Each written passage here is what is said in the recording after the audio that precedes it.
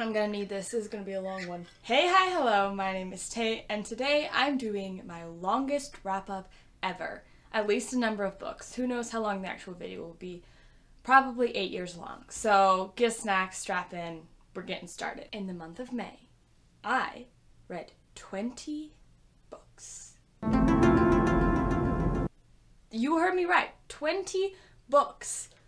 Holy shit. And also during this month, I did 2 different readathons. I did the Asian readathon and the Pokemon badgeathon. And I won both of them, bitches. So, like,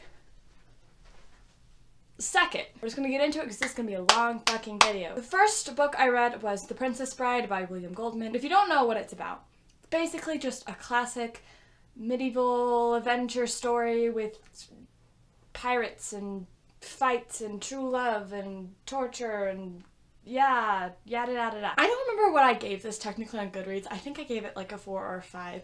I probably honestly would have put it lower if I hadn't already watched the movie, because I just love the movie so much. It's so funny that I was basically just playing the movie in my head as I read the book because they're very similar. But yeah, honestly, the movie's low-key better. Well, not low-key. The movie just is better. Mostly because it's like the book, but with funny voices. And cutting a couple scenes in the book that I thought were kind of weird. So, like, honestly, if you don't want to read the book, then you can just go watch the movie. But it's really short, and it was a fun time still, so, like, live your life. The second book I read or listened to on audiobook was 1,000 Beginnings and Endings, edited by Ellen O and Elsie Chapman with a lot of authors. This was the group book for Asian Readathon. I have to talk about what it's about. It's basically just a collection of stories written by Asian authors based upon the folklore or myths or things from their own cultures. It ranges from contemporary to fantasy to sci-fi. Some is present, some is past, some is future, just lots of different things. I gave this 4 stars, I think. I liked some stories better than others, but there were some that I really enjoyed. And it was a very, like, enjoyable read. I really liked seeing into the folklore of some cultures that I had never really seen stories about before. And it was just a nice time. Y'all are going to be excited for this one. The third book I read was The Seven Husbands of Evelyn Hugo by Taylor Jenkins Reid. If you don't know what this is about, basically this reporter named Monique gets the chance to interview this old famous movie star, Evelyn Hugo, thinking that it's just like a normal interview about some charity, but it turns out that Evelyn wants her specifically to write her biography, and then the rest of the book is kind of back and forth between the present, writing the book, and Monique's challenges versus going back in time and seeing Evelyn and going through her life and seeing her 7 husbands and her secrets and all that kind of stuff. I was honestly very, very nervous about reading this book because I read Taylor Jenkins Reid's other recent, very popular novel, Daisy Jones and the Six. I did not like it. If you want to know more about why I didn't like it, I talked about it in my April wrap-up, so I'll put the card up somewhere. But I did not have to fear because I really, really liked this book. I gave it 4.5 stars, rounded up to a 5 because why not? I wrote in my notes, thank you, Jesus, for letting me like this book since I didn't like Daisy Jones, because I was so worried I wasn't going to like it. So I was more hyped for this one than I was for the other one. But, I feel like the characters were all very flawed and very complex, but, like, still likable. I was still intrigued by them. I still cared about what happened to them. I loved the romance in this book. I loved all the representation. We have a bisexual main who's also Cuban, we have the best friend who is gay, we have a female-female romance going on, we have like a lot of talk about bisexuality that's like really, like really honed in and really going for the biphobes. The writing was really good, I liked the plot, I really loved Celia, and I also really loved Evelyn Hugo, even if sometimes I was like, Evelyn, why? But that's also because I'm like 0% Slytherin and Evelyn is like 177% Slytherin. But anyway, I really love this book, so if you haven't tried it out yet, try it out. Hopefully you'll like it like I did, and like the majority of book 2. The next one that I read was Ms. Marvel Volume 1 by G. Willow Wilson. Yeah, G. Willow Wilson, I was right. This is basically about our main character, Kamala Khan, who suddenly one day gets superpowers and has to deal with those powers and wondering like if she should become a hero or not, while also dealing with other facets of her life, as she is also Pakistani and she is Muslim, so she's dealing with her family and with expectations and other things like that. I gave this book 3 stars, or this comic graphic novel 3 stars, which makes me really, really sad because I didn't want to give it such an like average rating because the concept is just so cool. Like, I love superheroes, and seeing like a dark-skinned Pakistani Muslim superhero, like, yes, we love that. But the actual execution of it just fell flat for me. The plot felt very choppy, and I still can't figure out how or why Kamala got her powers, and that whole scene when Kamala got her powers was just very, very confusing. I don't know, it just wasn't that great for me. I might continue on with the other volumes, see if it improves, because there were some things that I definitely enjoyed. The 5th book that I read was Blue Lily, Lily Blue by Maggie Stiefvater. This is the 3rd book in the Raven Cycle series. Can't tell you what it's about, obviously, but I gave this one 5 stars. Like, hear me out.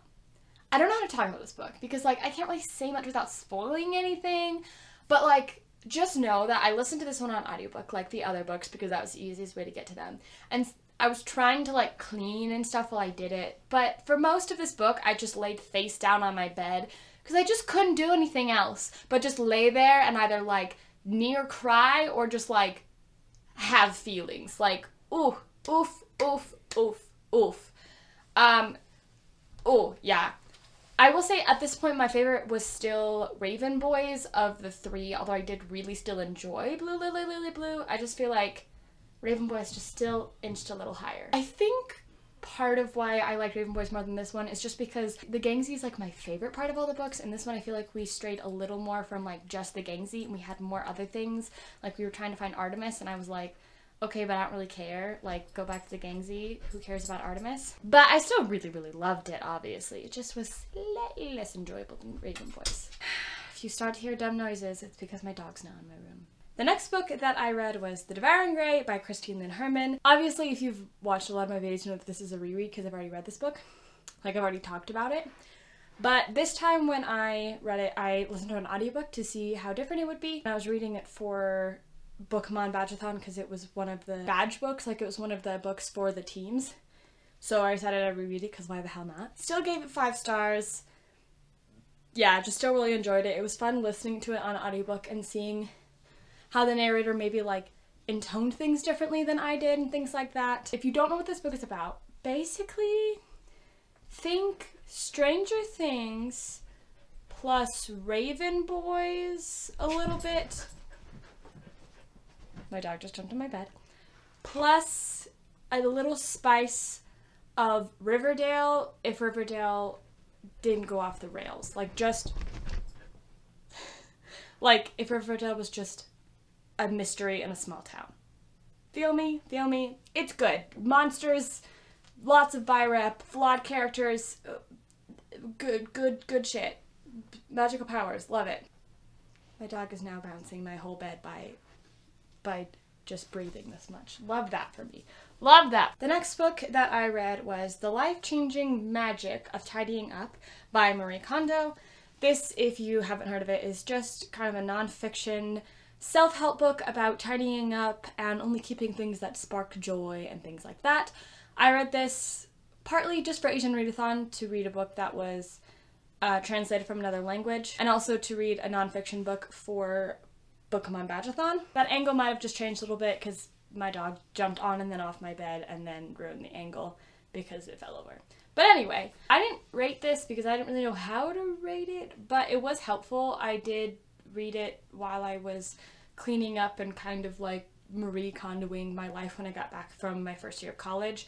There were some things that I didn't think were very helpful or that didn't apply to me or things like that, but it was still good. It was helpful. So like if you want to tidy up a lot, I'd suggest it, I guess.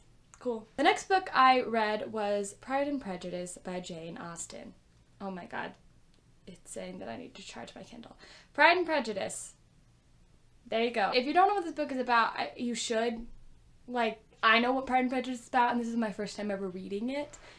But I was honestly very worried that I was not going to like this book because I did not like the other classic book I read, which was Agnes Grey. But,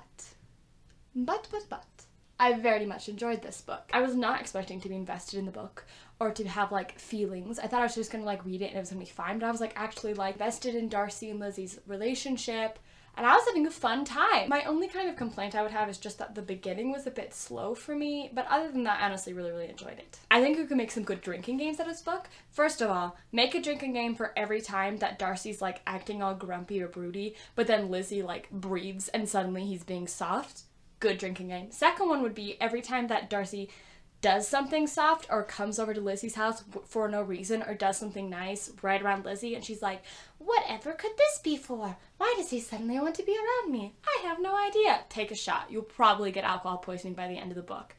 The next book I read was on Kindle, and that was Into the Drowning Deep by Mira Grant. So this book, basically like 7 or 8 years before this book starts, there was this ship that went out to go supposedly search for mermaids to do like a cryptid movie, kind of like a Finding Bigfoot kind of thing, but then all of them died and this footage got leaked without the company that did the movie's permission that seemed to show real mermaids going and eating everybody, and so it's caused this huge controversy, and now like 8 years later they've put a new team together full of scientists and stuff to go back to the same spot and uncover the mystery of the Antarcticus, the ship that went down.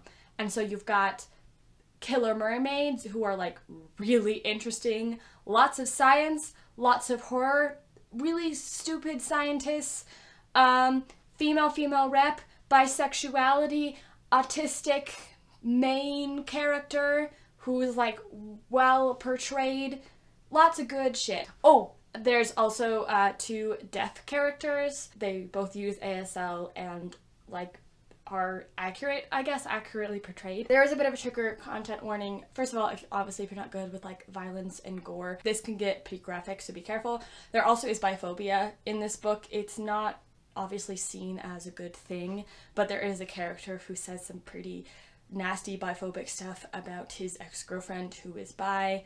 And ooh, just we hate that guy. We fucking hate him. I gave this book 4 stars. I really enjoyed it. It was so suspenseful and all the science stuff was like so interesting, seeing how accurate and in-depth it's like Mira Grant / Shawnee Maguire really did their fucking research. It's so well done. It was very gory and creepy in a way that I enjoy. I'm realizing I really like horror and creepy stuff. My only thing is that sometimes the pacing seemed a little odd. Like sometimes I felt like when it should have been like everyone's about to die, we were just like sitting around doing science. And so sometimes I felt like we had kind of awkward lulls where it'd be like they just got attacked by mermaids and then like no one's panicking. They're just like, time for science, which like to be fair, like they are all stupid scientists who were like would be the people to be like, we're about to die, time to science. But like sometimes I was just like, does that even make sense? I don't know. But it was really good. You should really check it out, especially because there might possibly be a sequel and like I really want it. The next book I read or listened to an audiobook, because I listened to a lot of books on audiobook this month, was The Glass Castle by Jeanette Walls. This is just a memoir about Jeanette Walls' life growing up and the things that she went through.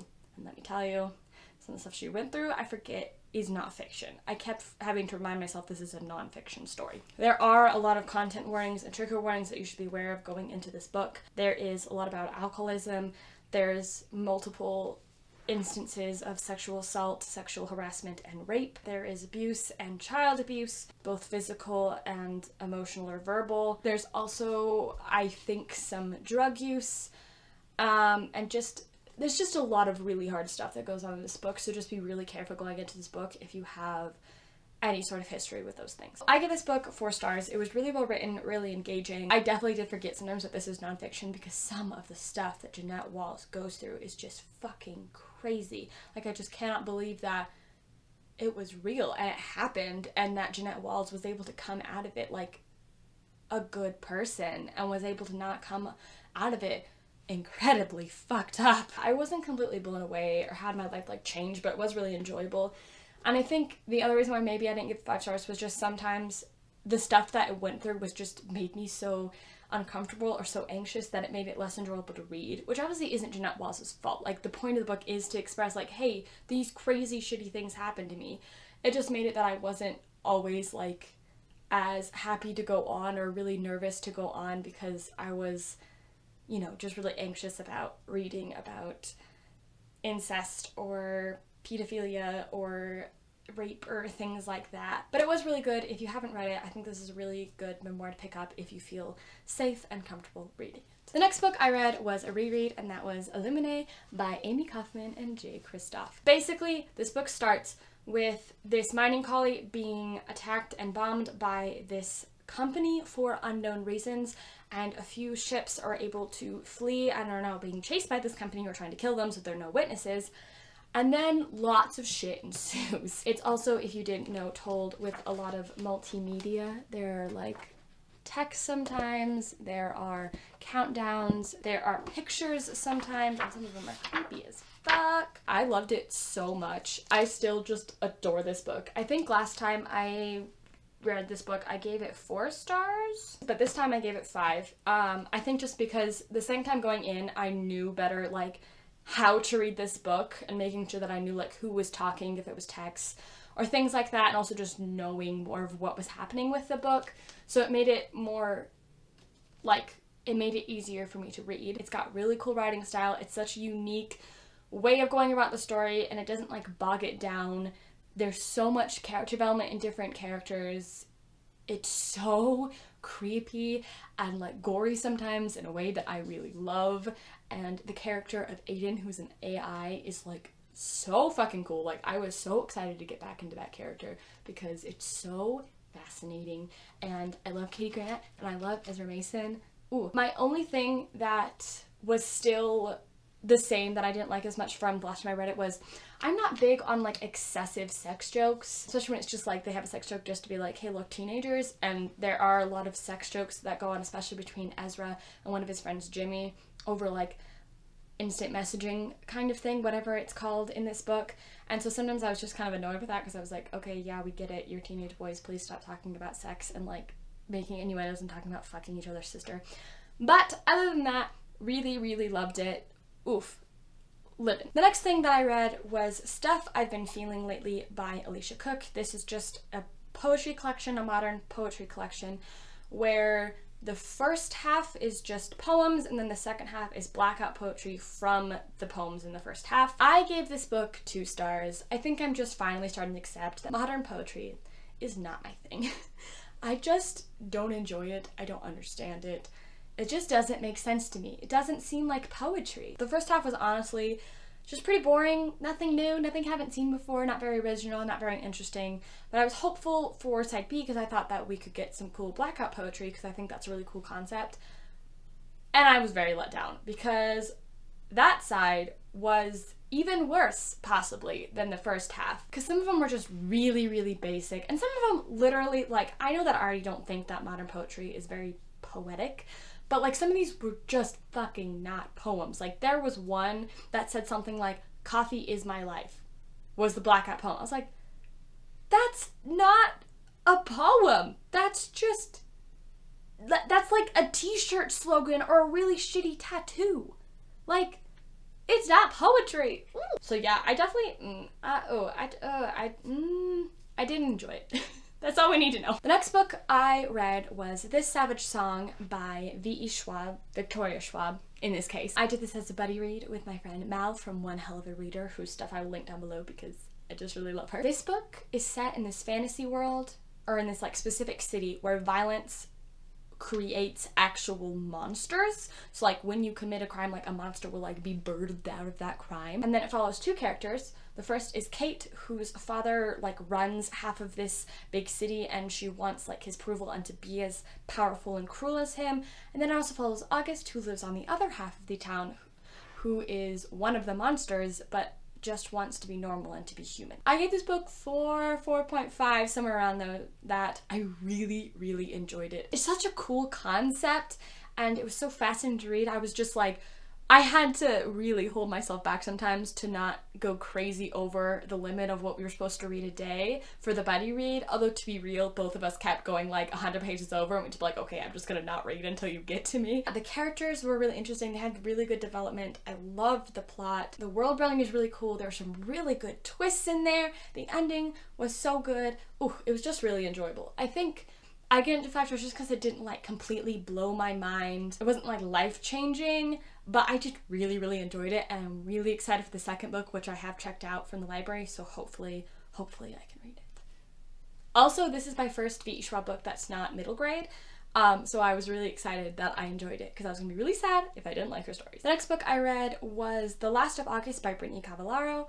This is the second book in the Sherlock Holmes series, which is basically just the descendants of Sherlock Holmes and John Watson and them meeting at a boarding school, and then mystery ensues. This book also still has some similar trigger warnings to the first book, that there is drug use and alcohol use and that kind of thing. There is also sexual assault, like an attempted sexual assault. There's also discussion about a rape that happened to one of the characters before the events of this book. This one I gave 3 stars, which was very disappointing to me because I really, really loved the first book. This one just focused way too much, in my opinion, on the romance half of the book, and the plot was also really choppy. I felt like the mystery wasn't going anywhere. I didn't really get what was happening with the mystery very well sometimes, and then at the end of the book, everything just really fell apart, and it was so confusing that I had to go to Rocky,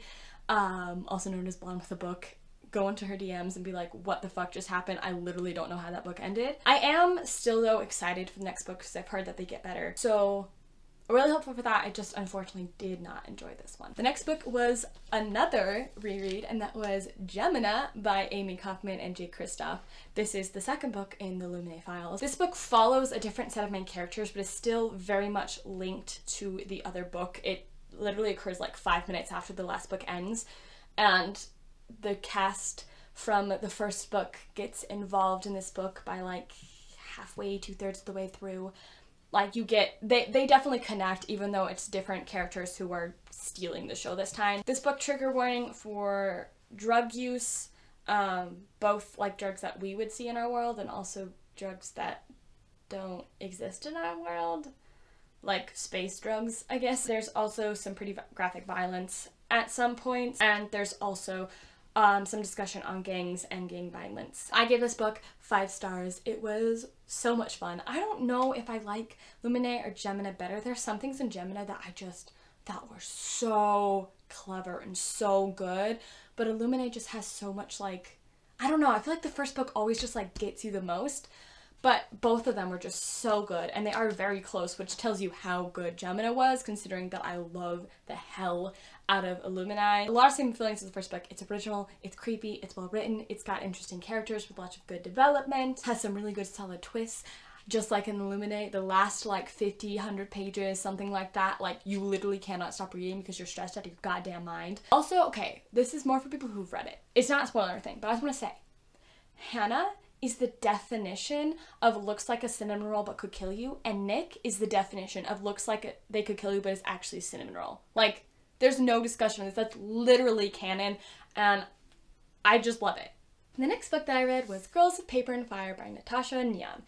This book is basically in this fantasy world where there are different castes. The highest caste are demons, and then there's like demon-human mixes, and then there's humans, and the humans are called the paper caste. This follows our main character, Lei, who is of the paper caste, but because of her golden eyes, she gets stolen away from her family and taken to the palace to become a paper girl. And paper girls are kind of just concubines almost for the king. They're forced to just live in the palace and adhere to his whims and have sex with him whenever he wants to. So obviously, this book has a lot of trigger warning, content warning for sexual assault, sexual harassment, rape, and things like that. It never shows anything explicitly, like never shows an act, but there is some like fade to black kind of things and discussion on it.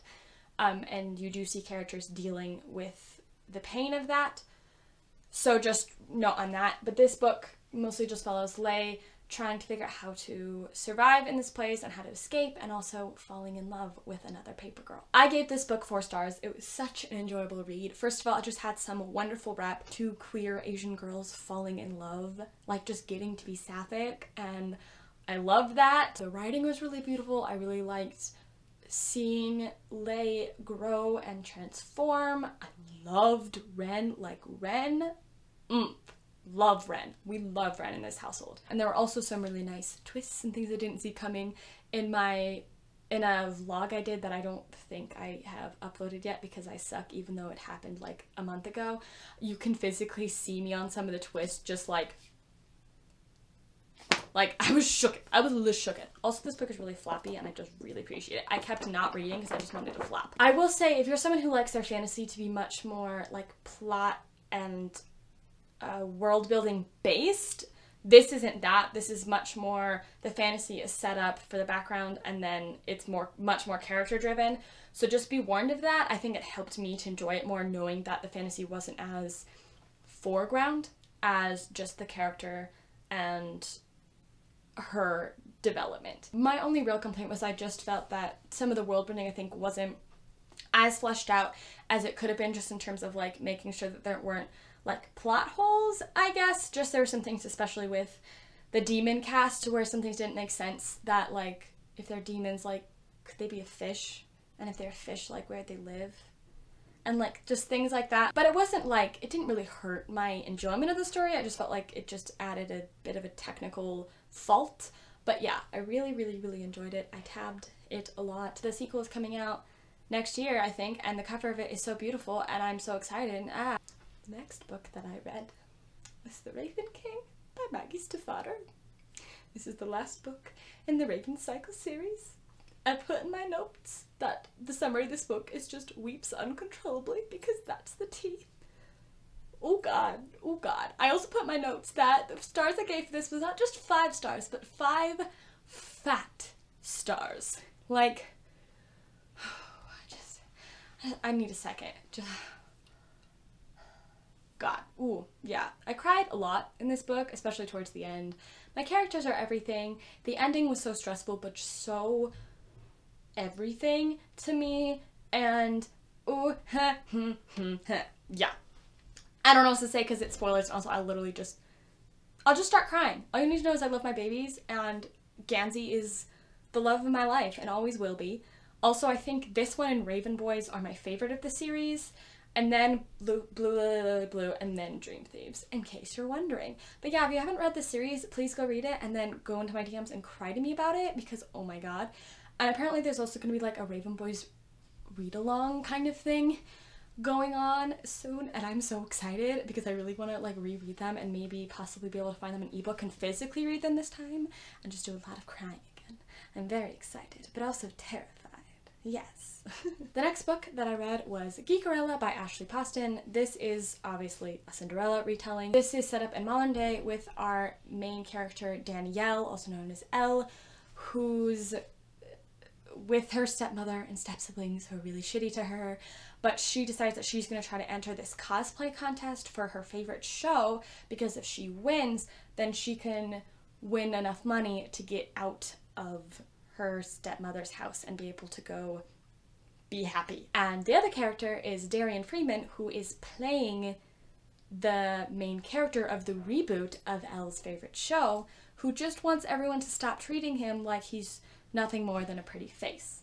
Yeah, and then they meet and stuff happens. Cinderella. Ha! I gave this book 3-ish stars. It really was enjoyable. Like, it was like a cute, fun read. I really liked Darian. He was like just a cute boy. Just a good, cute boy. I was also genuinely invested in the story and had a really nice female friendship going on that I really appreciated, that really grew on me. And there was also a couple of queer girls that popped in that I was not expecting to see because I thought this was going to be all straight characters, but there were a couple of girls who were gay and I was like, oof, we love that. Also, I really wish that Starfield was real. Like, why don't all these books keep introducing like books or TV shows or comics that don't exist and then just tell me they don't exist? Like, make it real. Make Starfield real now. It's not my fault. Why I gave this 3 stars though is I just felt that on the technical side of things, there just was a bit to be desired. First of all, I think this is supposed to be YA, but it read often a bit more middle grade, just in terms of like the simplicity sometimes of the writing and how we kind of saw characters in very black and white. So whenever they would bring up something that was a little more YA, a little more spicy, I would get really confused for a second. I'd be like, wait, do you just make an innuendo? Isn't this middle grade? And be like, oh wait, it is YA. They're allowed to do that. But it was just written kind of young. It also sometimes did that thing where, how do I describe this? You know those Tumblr posts where someone tells a story that doesn't really seem very believable and then they end it with, and then everyone on the bus clapped, and you're like, okay, yeah, that no one claps on the fucking bus. That happened in this book sometimes. Like, not exactly, but sometimes things happen where you're just like, that's just kind of unrealistic. And I think that's also what made it feel a little more younger reading to me, because sometimes things were just a little too cheesy or a little bit unrealistic. I think the other thing is this book was trying so hard to be like, being geeky and nerdy is cool, that sometimes it pushed down people who are interested in like other pop culture and things like that, people who like to wear more revealing clothes or people who liked makeup a lot or things like that. Sometimes I felt like we pushed them down a bit and it made me uncomfortable. I do think that it did improve by the end, that we got better at not having those stereotypes by the end, but it was still kind of uncomfortable to read. I really hope you couldn't hear all that, but you probably could, because it's fucking loud. The next book that I read was On the Come Up by Angie Thomas. This book basically follows our main character Bree, who wants to become a rapper, but she has to deal with, first of all, a mom who doesn't really want her to become a rapper, wants her to focus more on school. And when she's also trying to get into the rap scene, she also has to deal with the misogyny in rapping and, you know, how media portrays black rappers as only one thing, as thugs or hoodlums, and, you know, if she should act that way, even if it's not how she really is, in order to make it big and to be able to get the money to support her family who are currently struggling financially. And then on top of that, just, you know, her dealing with other teenage issues of school and friends and relationships and stuff like that. I gave this book 5 stars. Not really surprised, because we know that I love my Angie Thomas. She may only have 2 books, but like, we know I love my Angie Thomas. I didn't love it quite as much as The Hate U Give, but I still enjoyed it nearly as much. Like, I still really enjoyed it. I think the big difference for me just was that I related to Star more as a character and I could see myself more in her than Bree, so I think that just pushed me into the story a little bit more. But like, that's nothing against this book. Just like in Angie Thomas's other book, this had very realistic plot, this had really interesting complex characters, it had some really nice family dynamics going on, we also had some great friend dynamics. There was a bit of a romance in here that was like honestly really adorable. There was a really great discussion on all the different topics it had, whether that was racism, on rapping, on being a single mom, on being poor. And it was also really interesting to get to see the discussion on rapping and how people view black rappers in a certain way and will only let a lot of rappers go big if they portray themselves in a certain way. Because I discussed that in one of my classes, that was like a unit we talked about, was rap, and especially like that 90s, early 2000s, when all of the rap companies or rap labels all combined and they started only letting in black rappers who acted like thugs and were maybe misogynistic or talked about sex or drugs or gangs or violence and things like that. So there's a really good discussion on that. Something I didn't know was in here is that one of Bree's best friends is gay, and we get to just like see him talk about, you know, being gay and black and stuff like that, and like having a crush on another boy, and Bree being like super supportive about it and like not treating it any differently. and it's just, oh, it was so pure. Obviously, I'm not gonna spoil, but the ending wasn't quite what I was expecting. It was good, I just wasn't expecting it to wrap up as nicely as it did. I was expecting a little more of the hate you give kind of ending, where not everything ends perfectly, but it's still like a powerful ending. And this one, like, basically everything kind of wrapped up in a certain way, which is obviously fine. It's not like I'm complaining that things went well for characters, but I just wasn't expecting it, so my brain was kind of like, oh, but like, still, great job, happy for everybody. Yeah, it was so good, so please go read it. One more book, holy shit, this is so long. The last book that I read, which I read literally in the last like 4 hours of May, was Avatar: The Last Airbender, The Promise by Jean Luen Yang?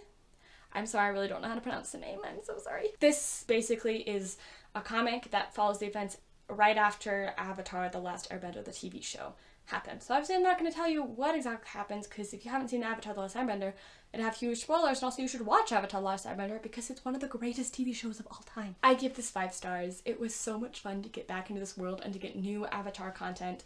It did all of the same stuff in the show, where it would have these funny moments and these sweet moments, but also was able to get into such serious topics and have such an interesting plot. It was so much fun. It was so good. I felt like it was so accessible to younger readers while still hitting on those big, complex topics. Oh, it was just really good. And it was also fun that I could like read everything in the characters' voices and like know how they were saying things, which just made it even better, and I just had so much fun. It was so good.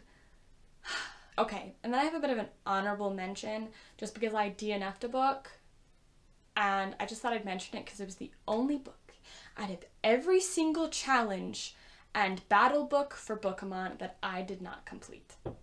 And that was Foundry Side, by someone who I can't remember, but I'll have put the cover up so you can see. I dimmed it pretty early. I dimmed it at like 10%. And there are multiple reasons for this. First of all, I started the book on like the last day. So I was like stressed, I was reading other stuff, I wasn't really in a sci-fi mood at the time. At the time I just wasn't very interested, I wasn't invested. I decided to drop it because I knew I wasn't going to finish it before the end of May.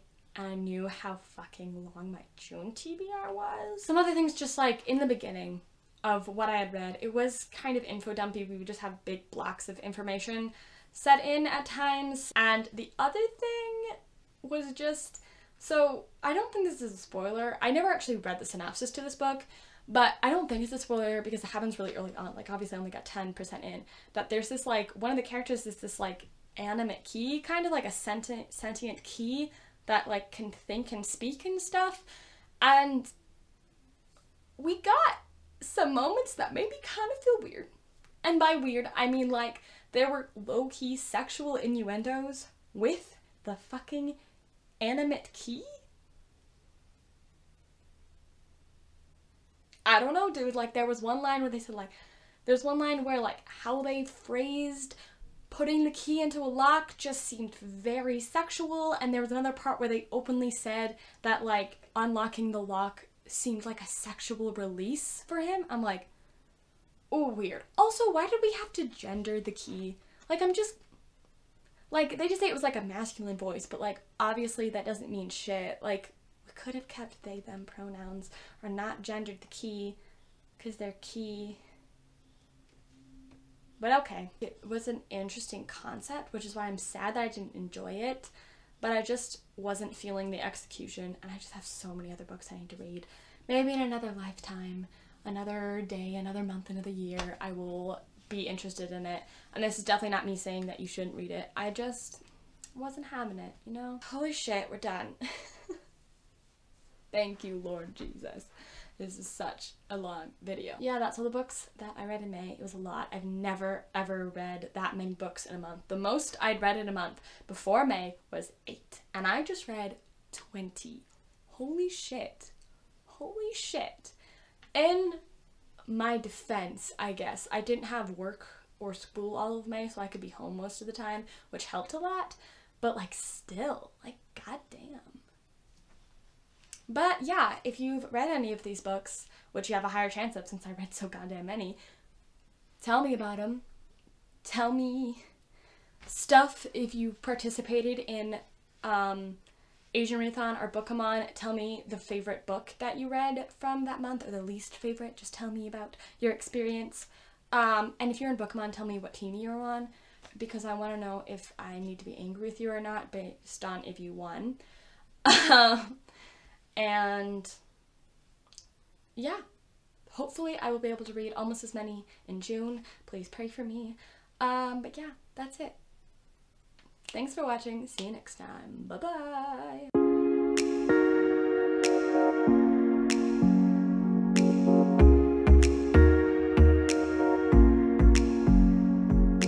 Monty, stop eating flowers. Flowers are not for dogs. Can you stop eating the flowers, please? Please also don't eat my thigh. No, they're not for you. Monty, shut up.